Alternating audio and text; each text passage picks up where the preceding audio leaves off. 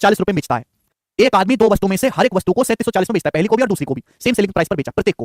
पहली वस्तु से 37.5% का लाभ हुआ, 37% की फ्रैक्शन वैल्यू 3/8।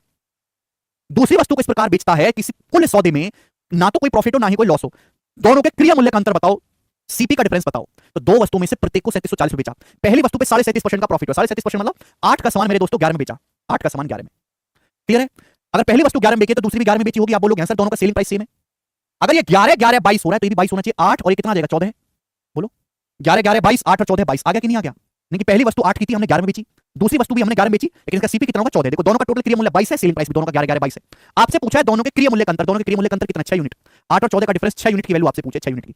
आप कहोगे सर 6 यूनिट की वैल्यू कैसे निकालोगे? दोनों में से प्रत्येक को 3740 में बेचा गया है भाई, दोनों वस्तु में से हर एक को 3740 में बेचा गया है। 11 यूनिट की वैल्यू 3740 रुपए, कितने गुना 11 या 33 बचेगा 4, 11 चौक 44 340 रुपए। 1 यूनिट की वैल्यू 340 रुपए है, 6 यूनिट की वैल्यू आपसे पूछे, 6 गुना 340 कितना आ जाएगा 1800 प्लस 240 2040 रुपए। सवाल का आंसर निकलेगा डी ऑप्शन 2040। बात समाप्त। एक आदमी कह रहा अमित